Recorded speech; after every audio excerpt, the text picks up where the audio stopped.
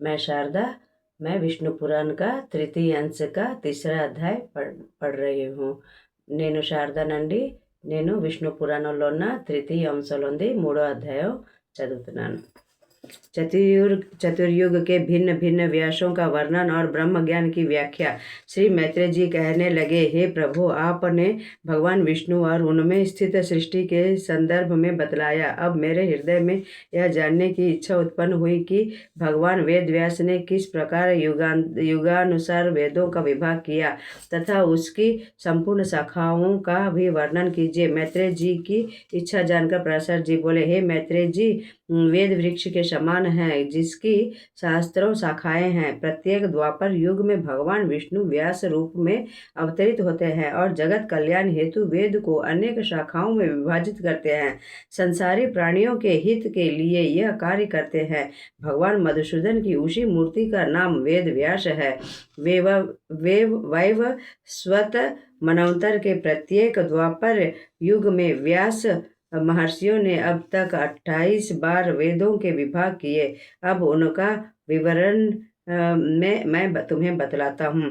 पहले द्वापर युग में स्वयं ब्रह्मा जी ने वेदों का विभाजन किया. दूसरे में वेद व्यास जी ने. तीसरे में द्वापर में शुक्राचार्य और चौथे में बृहस्पति जी व्यास हुए. पांचवें में सूर्य, छठे में भगवान मृत्युदेव व्यास पद पर आसीन हुए. सातवें द्वापर में वेद व्यास इंद्र और आठवें में वशिष्ठ जी व्यास कहलाए. नवें द्वापर में सारस्वत, 10वें में त्रिधामा, 11वें द्वापर में त्रिशिख, 12वें भरद्वाज व्यास हुए. 13वें में अंतरिक्ष, 14वें में द्वापर में वर्णी, 15वें में त्रयारुण, 16वें में धनंजय, 17वें में क्रतुंजय, 18वें में जय नामक व्यास हुए. 19वें में भरद्वाज के पश्चात गौतम व्यास हुए.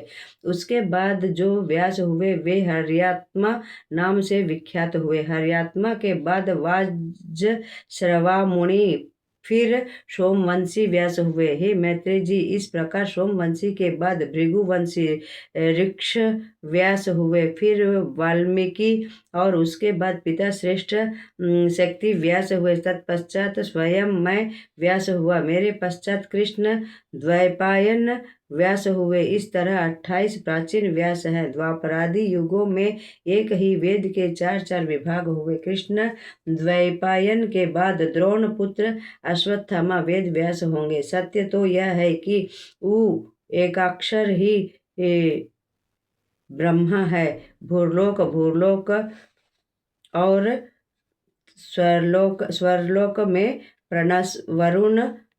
प्रणव रूप ब्रह्मा विद्यमान है. अर्थात ये तीनों लोक ब्रह्मा में स्थित है. प्रणवस्थितम नित्यम भूर्भुवस्वरित्यर्थे ऋग्यजुष्यमार्थवार्णो यतस्मै ब्रह्मणे नमः. प्रणव की भत्तक, यजु, साम और अथर्व रूप है. उस ओंकार रूप ब्रह्मा को नमस्कार है. जगतः प्रलयोत्पत्त्योत्तर कारण सद्गीतम महतः परमं गुह्यं तस्मै सुब्रह्मणे नमः.